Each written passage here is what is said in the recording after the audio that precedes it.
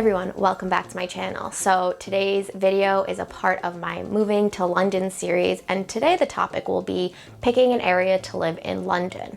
When it comes to moving to London, one of the most important details is picking an area to live in. London is a massive city and there are so many neighborhoods to choose from. Here they're called boroughs, and they're all really different from each other. So how do you decide? Here's a breakdown of some of the neighborhoods that are in London. I would love to cover more of them, but I haven't been to all of them, so I don't feel comfortable chatting about them. But if you know anything about any other places to live, leave a comment below. First up is East London. East London is a really trendy, cool, eclectic neighborhood. It's really popular for creatives, and there are a ton of digital nomads living in the area because there are so many great cafes, hotel lobbies, and co-working spaces to work in. Along with that, there are some really cool markets, some really great bars, and some awesome little food places, and yeah, it's just a really cool place to hang out. I used to live in East London and I loved it. It's super connected to everything. There are buses that can get you into central London in like less than 20 minutes. You have the Northern Line right there, the Overground. Basically, you are spoiled for transportation. Some of the neighborhoods in East London are Shoreditch, Hackney, and Bethnal Green.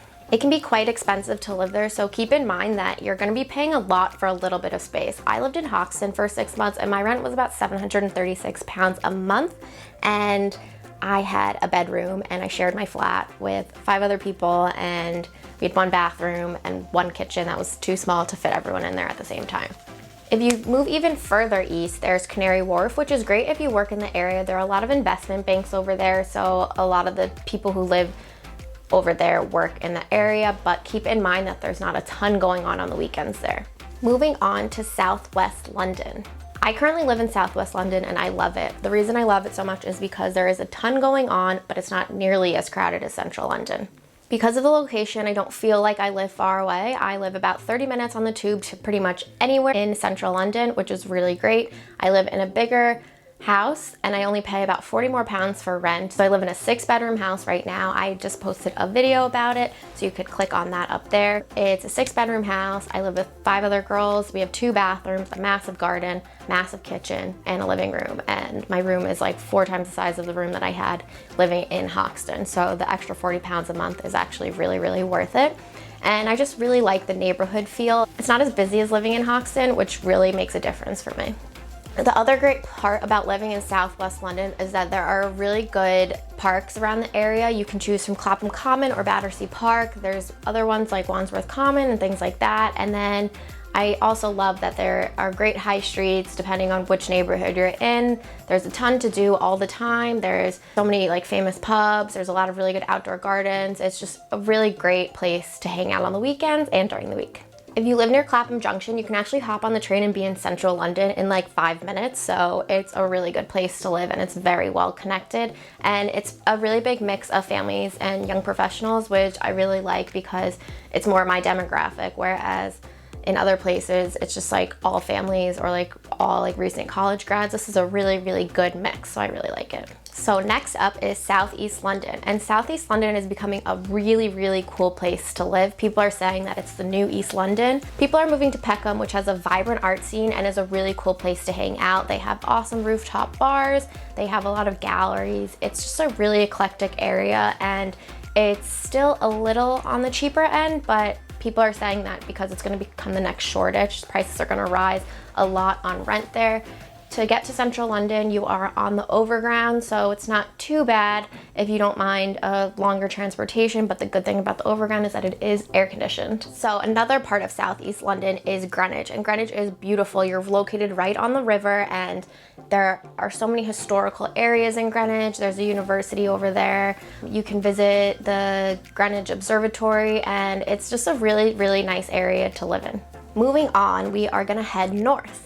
I haven't spent that much time in North London, but I do love Camden. Camden is well known for being a music hub and has a lot of culture and is kind of a melting pot in the city. There are so many really cool music venues to explore, as well as Camden Market, which has some of the best street food in London. So it's a great area to be at any time really, because there's so much going on. Plus it's located on the canal, which makes it absolutely beautiful to hang out in and walk around. There are tons of great canal walks, and you can take a water bus on the canal as well. Plus it's only a 20-minute walk to King's Cross, which means that you're way more central than you're even thinking, because King's Cross connects you to pretty much any part of London and even Greater London. They have National Rail there, and they also have St. Pancras, which has international trains, so you're really well connected in Camden. Hampstead is probably the most picturesque part of London because of Hampstead Heath.